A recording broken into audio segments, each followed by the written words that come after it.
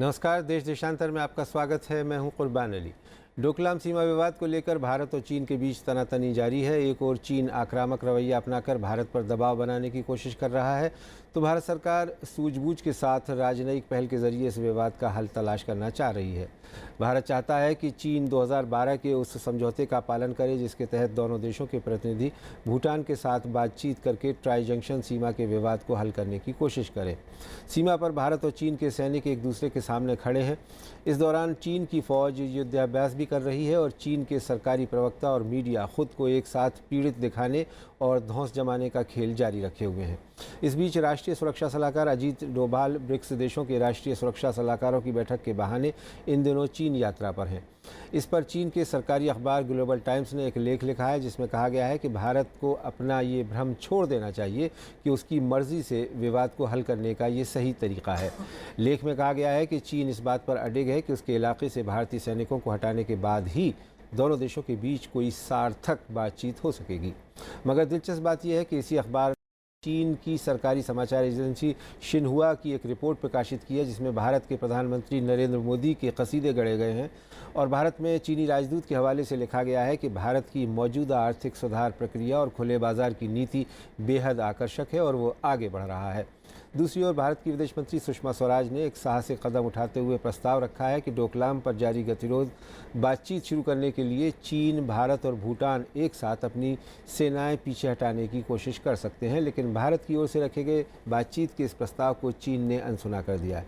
देश देशांतर में आज बात इसी विषय पर कि सीमा पर जो विवाद है उसको आखिर किस तरह से हल किया जा सकता है। इस चर्चा में मेरे साथ जोड़ रहे हैं पूर्व राजदूत वीरेंद्र गुप्ता, जेएनयू में चीन और दक्षिण पूर्व एशिया विभाग में प्रोफेसर BR दीपक, चीन मामलों की जानकार प्रोफेसर अनुराधा मित्र चेनॉय और वरिष्ठ पत्रकार संजय कपूर। आप सभी का स्वागत है। शुरुआत BR दीपक मैं आपसे करना चाहूँगा कि आप अभी हाल ही में चीन भी होकर के आए हैं, चीन के बारे में खासी जानकारी रखते हैं। ये सब जो हो रहा है, एक तरफ ग्लोबल टाइम्स अखबार धमकाने की बात करता है, साथ ही भारत को अप्रिशिएट करता है, उसकी तारीफ़ के कसीदे करता है और प्रधानमंत्री नरेंद्र मोदी को की तारीफ़ करता है। उधर प्रधानमंत्री नरेंद्र मोदी चीन के राष्ट्रपति को जन्मदिन की बधाई देते हैं। ये सब बोनहोमी है या ये दिखावा है या इसका क्या मतलब है? सबसे पहले तो जो ग्लोबल टाइम्स की बात है, इसमें हमें ज़्यादा अंदर जाने की ज़रूरत नहीं और उसको बिल्कुल गंभीरता से हमको लेने की ज़रूरत नहीं है। हालांकि जो कुछ जो पंक्तियां वो यूज़ करते हैं उस पर हमें नज़र ज़रूर डालनी चाहिए क्योंकि उनका एक पैटर्न बना होता है। लेकिन जहाँ तक इस मसले का सवाल है, मुझे लगता है कि जैसे हमारे जो विदेश मंत्री सुषमा स्वराज ने कहा कि दोनों देश अपनी जो सेनाएं हैं वहाँ से हटानी चाहिए दोनों को। लेकिन मेरा तो ये मानना कि अगर वो भी नहीं करते हैं तो कम से कम जो भूटान है वो तीसरी पार्टी है उसमें, उसके ज़रिए दोनों देश हट सकते हैं और मुझे लगता है कि चीन इसमें मान सकता है क्योंकि चीन ये अभी बैकफुट में, उसको पता नहीं था कि भारत ऐसा कदम उठाएगा क्योंकि इस तरह से उसकी जो ऑनर और हुब्रिस है, जो उसका मान है, वो दुनिया की नज़रों में गिरता नज़र आ रहा है और हमारा भी अगर मान कुछ है वहाँ पर तो कम से कम जो भूटान है वो दोनों का मान रख सकता है। मुझे लगता है कि दोनों इस पर सहमति ज़रूर अपना। एम्बेसडर वीरेंद्र गुप्ता अभी जा रहे हैं, पहुंच गए हैं शायद नेशनल सिक्योरिटी एडवाइज़र डोभाल साहब, लेकिन चीन की तरफ से संकेत आ रहे हैं कि साहब आप आ रहे हैं वो ब्रिक्स सम्मेलन के लिए, उसके जो सिक्योरिटी एडवाइज़र्स हैं उनकी सम्मेलन के लिए, लेकिन इस पर डोकलाम पर अभी कोई बात नहीं होगी और भारत को इस तरह की उम्मीद नहीं करनी चाहिए और बड़ा ही सख्त रवैया अपनाया कि जब तक आप डोकलाम से पीछे नहीं हटेंगे आपके साथ कोई बातचीत नहीं होगी। कूटनीति की भाषा में आप इसे क्या कहेंगे? देखिए, हमारी एक प्रिंसिपल्ड पोजीशन है। आपने जिक्र किया 2012 का एग्रीमेंट है जिसमें कि इंडिया और चाइना को जो दूसरे देशों से के साथ में तो मिलजुल के जॉइंट कंसल्टेशन से बात करनी पड़ेगी और यूनिलैटरली चाइना उसको चेंज नहीं कर सकता, वहाँ पे कुछ काम नहीं कर सकता। इसके खिलाफ हमने आवाज़ उठाई है और हम लोगों ने ऑलरेडी अपनी तरफ से एक पहल करी है कि दोनों देश फौजें पीछे हो जाएं और फिर डिस्कशन तो नेगोशिएशन का हमारी तरफ से पहल हो चुकी है। अब मुझे लगता है कि इससे और हमें प्रिंसिपल पोजीशन करके उतरने की ज़रूरत नहीं है। ये मुद्दा मेरे हिसाब से डोकलाम से बहुत बड़ा मुद्दा है। इसकी टेक्निकलिटी मेरे लिए बहुत अहमियत नहीं रखती है। अहमियत इस बात का है कि इंडिया चाइना का रिलेशनशिप, और हम लोग हमेशा कॉम्प्रोमाइज़ करते रहे हैं, हम लोग हमेशा दबते रहे हैं। चाइना हमको हमेशा जो है वो एडवर्सली इम्पैक्ट करता है हमारी चीज़ों के ऊपर। तो कोई तो वक्त एक लेना पड़ेगा जिसमें हमें अपना एक स्टैंड लेना पड़ेगा और स्टैंड लेके चाइना के खिलाफ खड़ा होना पड़ेगा। ठीक है। प्रोफेसर अनुराधा मित्र चुनाव, आपको क्या लगता है जो एम्बेसडर वीरेंद्र गुप्ता कह रहे हैं उससे आप सहमत हैं, या हम भारत इस पोजीशन में है कि चीन ने जो रवैया अपना रखा है उसका मुकाबला इस तरह से करे या कोई और तरीका है? हाँ, मुझे लगता है इस बारी भारत का और कोई अल्टरनेटिव नहीं था। जिस तरीके से चीन दबाव डाल रहा है, और एक तो भारत और चीन के आर्थिक रिश्ते इतने अच्छे हो चुके हैं, लेकिन उसके अलावा भी स्ट्रेटेजिकली चीन दिखाना चाह रहा है कि वो एशिया का नंबर 1 पावर है, और वो एक सिर्फ रीजनल पावर नहीं पर ग्लोबल पावर है। और इसमें वो पाकिस्तान की तरफ से भी बात कर रहा है, क्योंकि वो आजकल पाकिस्तान में वो स्पेक जो रोड बन रहा है, पाकिस्तान को वो अपने साथ लाना चाहते हैं। और साउथ चाइना सी में भी भारत के साथ थोड़ी सी मतभेद है कई चीज़ों पे, तो वो एक बुलिंग पोजीशन अपना रहे हैं। और अगर इतिहास देखें, जैसे आसियान देशों ने जब इन्होंने इस तरीके की बात करी, उन्होंने वापस उनके मतलब उनको पुश बैक किया। मुझे लगता है इस बारी भारत का भी और कोई चारा नहीं है, पर वो चाहे डिप्लोमेटिकली स्ट्रेटेजिकली उनको पुश बैक करना ही होगा। ठीक है। संजय कपूर, आपको क्या लगता है कि ये जो डोकलाम में स्टैंड ऑफ है, ये जो तनातनी चल रही है, दोनों देशों की तरफ से बयानबाजी हो रही है, सन 62 का भी जिक्र आ गया, फिर विदेश मंत्री ने हमारी यहाँ संसद में बयान दिया, उसका चीन में मजाक उड़ाया गया और उसको झूठा करार देने की कोशिश की गई। अब ये बात उम्मीद थी कि शायद NSA जब जाएंगे चीन तो इस मौके पे कोई रास्ता निकलेगा।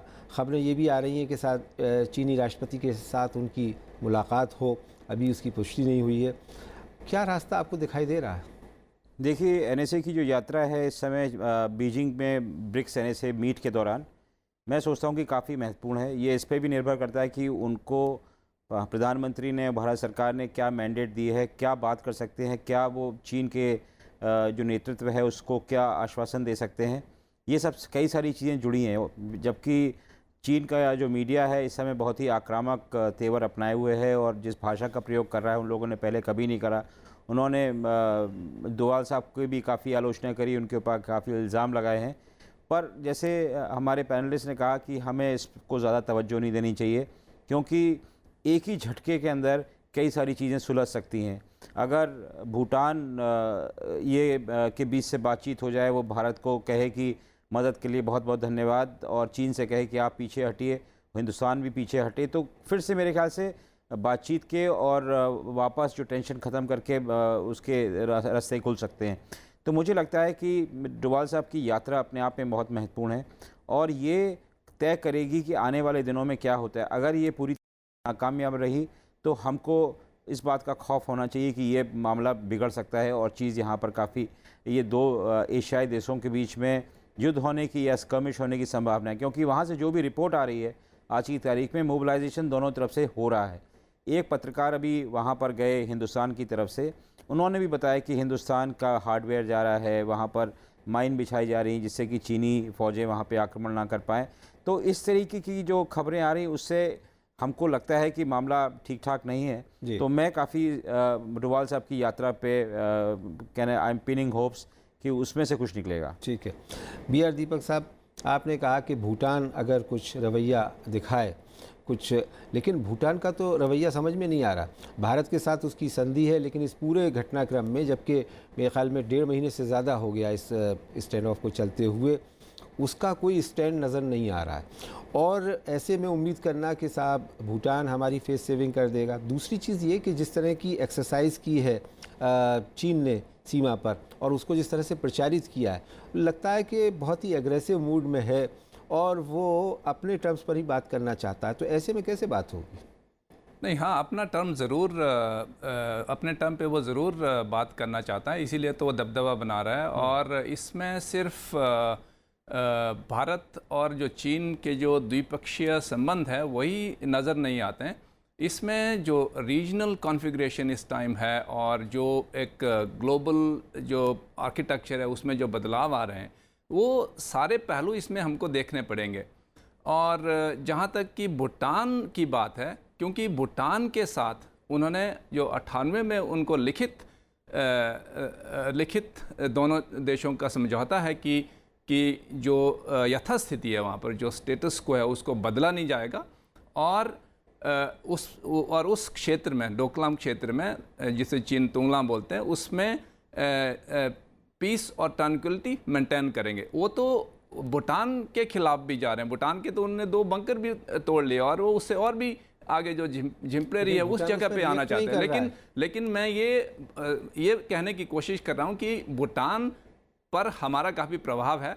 अगर हम चाहें तो भूटान के जरिए चीन को वापस भिजवा सकते हैं और हम भी वापस आ सकते हैं। मेरा ये कहने का तात्पर्य। वीरेंद्र गुप्ता साहब, अभी तो ये डोकलाम का मामला आया पिछले 1-1.5 महीने से, लेकिन पिछले 5-6 सालों से हम देख रहे हैं कि चीन भारत के साथ संबंध भी बनाना चाहता है, व्यापार भी बढ़ाना चाहता है। अनुराधा जी ने कहा, और यूपीए की सरकार के दौरान हमने देखा कि साहब हमारी सरकार की तरफ से कहा गया कि कंटेंशियस इश्यूज़ बैक बर्नर पर रख दीजिए, फ़िलहाल बाउंड्री डिस्प्यूट बाद में सुलझाएंगे, पहले इकोनॉमिक कोऑपरेशन कर लेते हैं।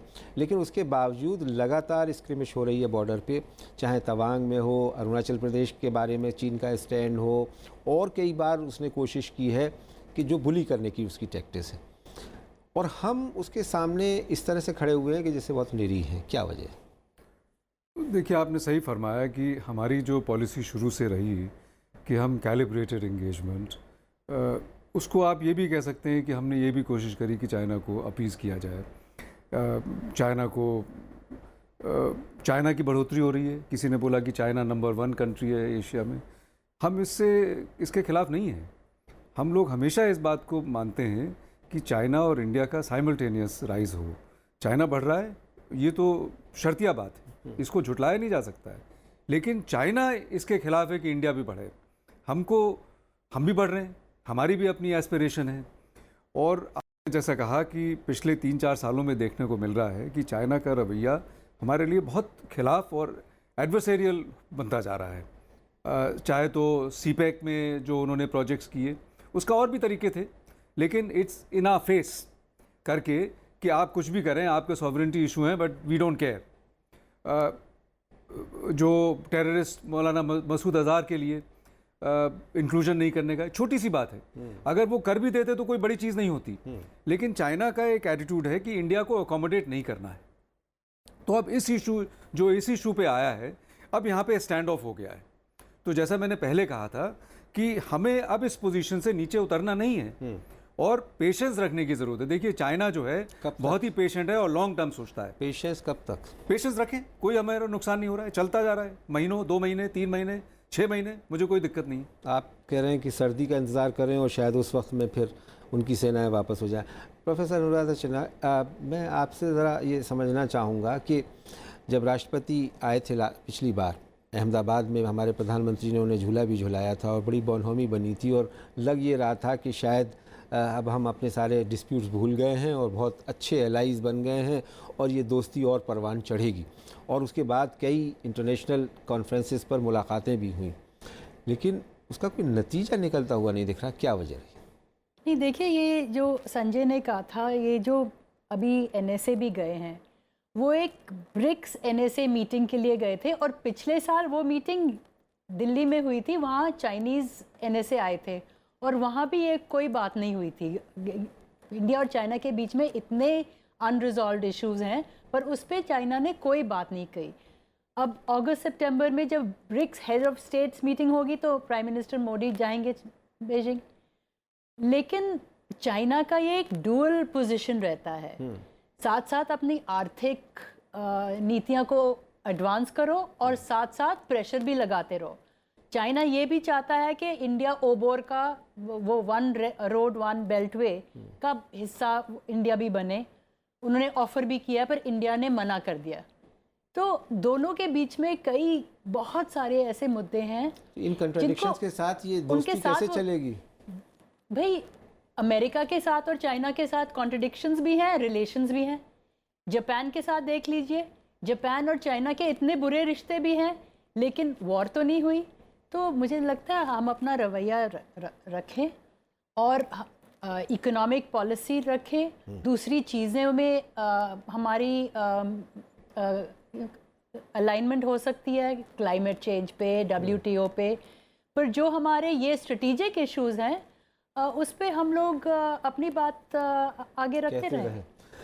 संजय कपूर, बात यही निकल के आ रही है कि साहब हम पेशेंस रखें, संतुलन रखें और चीन जो कुछ भी कहता रहे करता रहे, हमारा उसके ऊपर कोई अनफेज रहे, उस पर कोई असर नहीं होना चाहिए। लेकिन जिस खतरे की तरफ आपने इशारा किया और जो पूरा देश आज इसको लेकर के चिंतित है कि गॉड फॉरबिड, खुदा न खास्ता, अगर युद्ध होता है जिसकी तैयारी जिसके तेवर चीन दिखा रहा है, तो फिर हम क्या करेंगे? उस सूरत में हम फिर वही 62 वाली स्थिति में होंगे कि साहब हमारे साथ धोखा हुआ, हमारी तैयारी नहीं थी, या कि आज हम दूसरी तरीके से इसका जवाब देने के लिए तैयार हैं? देखिए, सबसे बड़ी खौफ की बात यह है कुर्बान साहब कि ये दुनिया काफ़ी बदली हुई है जी। सोवियत यूनियन ख़त्म हो गया, अमेरिका से हमने दोस्ती करने की कोशिश करी है काफ़ी पिछले सालों में, पर जब अभी कोई भी हमको ये इस बात से हम लोग को कोई कॉन्फिडेंस नहीं है कि वो अगर हमारा चीन के साथ कोई युद्ध होता है या कुछ भी उनके साथ समस्या होती है तो चीन अमेरिका हमारे साथ आएगा। मैं तो ये भी कहने को तैयार हूँ कि सिक्योरिटी काउंसिल में आज की तारीख में कोई हमारे पास वीटो करने वाला मेंबर नहीं है आज की तारीख में जी। तो इस सूरत हाल में हिंदुस्तान को अपनी जितनी भी डिप्लोमेटिक चतुराई है उसका इस्तेमाल करना चाहिए। उनको ये करना चाहिए कि किसी भी तरीके से युद्ध ना हो, क्योंकि इससे दोनों मुल्कों को बहुत ज़्यादा नुकसान होगा। 1962 के बाद 2-3 दशक लग गए स्थिति को संवारने में। 1988 में जब डेंग ज़ियाओपिंग ने राजीव गांधी के साथ हाथ मिलाया, उसके बाद स्थिति बेहतर हुई। तो अगर अब की बार कुछ होता है तो इसका बहुत दूरगामी परिणाम होगा, क्योंकि आप सोचिए कि करीब 70-80 बिलियन डॉलर का तो हिंदुस्तान के साथ ट्रेड है जी। उसके बाद तमाम हिंदुस्तानी कंपनी, चाहे रिलायंस की कंपनी हो गई, MakeMyTrip.com हो गई, पेटीएम हो गई जिसने कि पूरी तरीके से यहाँ पर डिजिटल पेमेंट कराया यहाँ पर, उन सब कंपनीज़ में चीनी पैसा है। और अगर युद्ध होता है तो उसके बाद इनको किस तरीके से परसीव करा जाएगा, इंडियन कंपनी की तरीके से देखा जाएगा कि चाइनीज़ कंपनी की तरीके, तो इससे हमारी पूरी अर्थव्यवस्था चरमरा जाएगी। क्योंकि अगर 10 सालों में हिंदुस्तान ने बहुत तरक्की करी है तो उसके अंदर चाइनीज़ इनपुट्स बहुत सारी गई हैं, क्योंकि सस्ता माल वहाँ से आया करता था। तो यहाँ की इकोनॉमिक ग्रोथ में भी 9%, 10%, 11% तक अगर पहुँची, 10% तक पहुँची, 11 तो नहीं पहुँची, तो अगर गई तो उसमें ये सब जो रिश्ता था उसका एक योगदान था। और अगर ये पूरा बिखर जाता है तो ये बहुत दर्दनाक होगा। जी। प्रोफेसर BR दीपक, अभी जैसा संजय कपूर कह रहे थे, ग्लोबल टाइम्स ने अपने इसी लेख में कहा है कि साहब हमारी जो GDP है वो भारत से 5 गुना है, रक्षा बजट 4 गुना है और हमारी ताकत को कम करके नहीं आंकना चाहिए। और उसके पहले उसका वो बयान भी आ गया कि अब 62 वाली स्थिति नहीं है। तो अगर जिसको कहते हैं अलग अलग विश्लेषक के साथ वो लिमिटेड वॉर होगी, एक होगा, अगर ऐसा होता है, फिर खुदा न खास्ता ऐसा होता है, हम कहाँ खड़े होंगे? नहीं, इसीलिए थोड़ा चीन बौखलाहट में, क्योंकि वो समझता है कि उसकी जो आर्थिक शक्ति उससे 5 गुना बड़ी है, मिलिट्री पर जो पैसा खर्च करता है वो 4 गुना बड़ा है। तो वो नहीं उम्मीद करता कि ऐसी स्थिति में जो एक देश हमसे इतना पीछे है कि वो हमको आंखें दिखा दे। तो एक तो ये उसकी बौखलाहट का कारण है। दूसरा, जहाँ तक कि हम कहाँ खड़े हैं, तो जिस तरह से अगर सैन्य शक्ति की पुष्टि की जाए, तो अगर हम इस एरिया की बात करें, डोकलाम की एरिया की बात करें और जो सिलीगुड़ी कॉरिडोर है उसकी बात करें, वहाँ हमारी डिप्लॉयमेंट काफ़ी स्ट्रॉन्ग है। 3 डिवीजन्स हमारी है और चाइनीज़ डिवीज़न उतनी नहीं है, तो नंबर्स। लेकिन हाँ, ये ज़रूर है कि जिस तरह से चीनियों ने अपने वहाँ इंफ्रास्ट्रक्चर बना के रखा है, जो उन्होंने इतने सालों में जो उस हेलीपैड्स बनाए, एयरपोर्ट्स बनाए और बहुत सारी सड़कें बनाई, तो उसकी जो डिप्लॉयमेंट है वो बहुत फास्ट हो सकती है। 4-5 दिन में वो पूरी डिप्लॉयमेंट कर सकते हैं, और हम उस स्थिति में नहीं है। और ये हमको नहीं भूलना चाहिए, क्योंकि हमारा बॉर्डर सिर्फ डोकलाम तक सीमित नहीं है, वो 3500 किलोमीटर का लंबा बॉर्डर है, और वहाँ कई हमारी सॉफ्ट वैलीज हैं। तो चीन हो सकता है कि लिमिटेड वॉर में इन जगह हम पर थोड़ा ये हमला करे। तो इसलिए हमको बिल्कुल तैयार रहना चाहिए। इसलिए जो हमारे जो खास करके जो हमारी क्षमताएं हैं उस पर हमको ध्यान देना चाहिए। और दोनों देशों के बीच में खास करके जो अभी की स्थिति है, थोड़ी जो अगर तुलना की जाए, हर क्षेत्र में हम उनसे थोड़े कम हैं, इनफैक्ट काफ़ी कम है। तो हमको जैसे जो चीन की जो नीति थी, बाइड योर टाइम, एटलीस्ट 10-15 साल तक वो नीति अपनानी चाहिए। चीन की जो इन्वेस्टमेंट है हमारे देश में कैसे खप जाए, तो उस पे हमको थोड़ा ध्यान देना चाहिए। और बाद में जब थोड़ी उनकी बराबरी करे, तब हम लगता है कि कहीं पहुंच जाएंगे, और चीन भी हमें दूसरी नज़रों से देखना शुरू कर दे और हम उनकी बराबरी तक पहुंचते हैं। प्रोफेसर अनुराधा चिनॉय, अभी संजय कपूर और बी.आर. दीपक ने तो युद्ध की बात की और उसकी क्या क्षमताएं हैं उसकी तरफ भी तवज्जो की, लेकिन आप जो कह रही थी कि साहब जिस तरह से अमेरिका, जापान और दूसरे देश चीन के साथ डील करते हैं, वही हमें भी नीति अपनानी चाहिए।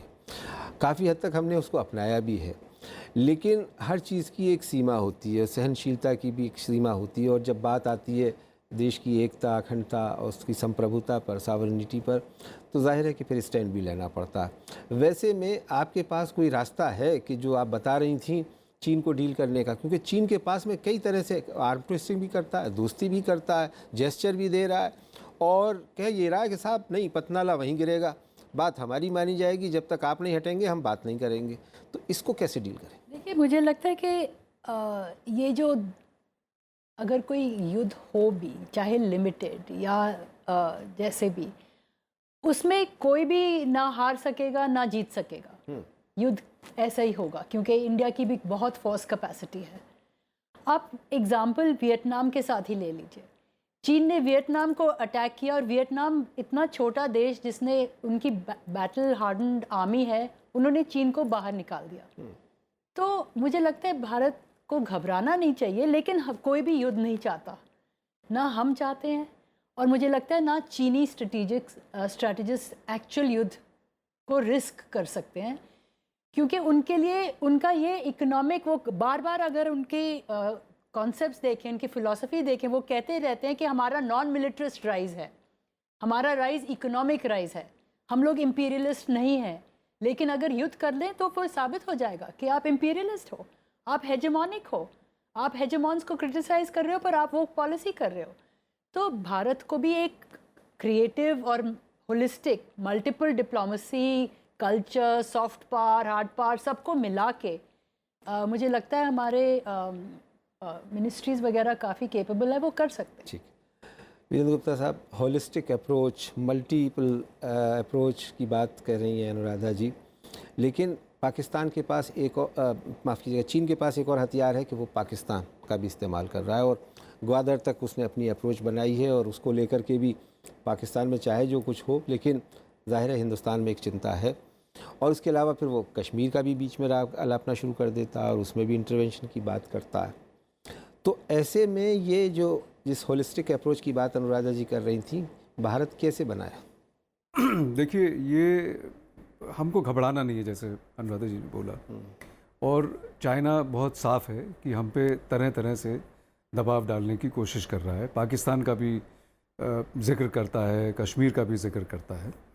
पहली बात तो हमारे जैसे डिफेंस मिनिस्टर ने बताया कि हमारी पूरी तैयारी है, सन 62 की सिचुएशन नहीं है। पार्लियामेंट में बहस हो रही है कि 20 दिन की नहीं, गवर्नमेंट ने और फौज ने ऐसा बताया हुआ है कि हमारी पूरी तैयारी है, और अब हम जो है पूरे तरीके से मुकाबले के लिए तैयार हैं। बड़ा मुद्दा जो है कि हम नहीं चाहते लड़ाई झगड़ा, और हम चाहते हैं कि समझदारी से और बातचीत से मामला सुलझे, लेकिन और डिप्लोमेटिक इनिशिएटिव भी लेना चाहते हैं। लेकिन अगर बहुत ज़्यादा ईगरनेस आप दिखाएंगे और अपनी तरफ से रोज़मर्रा नए इनिशिएटिव लेके कि किसी तरह से चाइना मान ले, so that will be considered a sign of weakness. तब तो फिर और दो ये हाथ जो हो है गए। हमारा गलत सिग्नल हो जाएगा। जहाँ तक इकोनॉमिक इन्वेस्टमेंट्स और इकोनॉमिक एंगेजमेंट की बात है, तो जैसा संजय जी ने बोला, मैं उससे सहमत नहीं हूँ। ऐसा इकोनॉमिक एंगेजमेंट चाइना का इंडिया से नहीं है कि अगर उस पर असर पड़े तो हमारी इकोनॉमी तबाह हो जाएगी। क्या है कि हमारे 10 बिलियन डॉलर का एक्सपोर्ट होता है, वहाँ से 60 बिलियन आता है। तो अगर चाइना के चीप इंपोर्ट्स हमारे यहाँ नहीं आएंगे, हमारे यहाँ दिवाली की लाइटें चाइनीज़ नहीं लगेंगी, हमारे यहाँ सस्ते चाइनीज़ फैंस नहीं मिलेंगे, तो हमारी तबाही नहीं होगी, एक तरीके से फ़ायदा ही होगा हमारे यहाँ मैन्युफैक्चरिंग सेक्टर को। ठीक। और इन्वेस्टमेंट भी ऐसा कोई खास नहीं है। अगर आप क्वांटम देखें तो बहुत ही minuscule amount of Chinese investment है इंडिया में, ऐसी कोई बड़ी बात नहीं है। बहुत बहुत शुक्रिया Virendra Gupta sahab, professor Anuradha Chinoy, professor B R Deepak और संजय कपूर साहब इस चर्चा में भाग लेने के लिए। डोकलाम पर भारत और चीन के बीच सीमा पर तनाव एक चिंता का कारण है, और अगर इसका कूटनीतिक हल तलाश जल्द नहीं किया गया तो इसके गंभीर परिणाम भी हो सकते हैं। इसी के साथ देश देशांतर में मेरे साथ इतना ही। नमस्कार।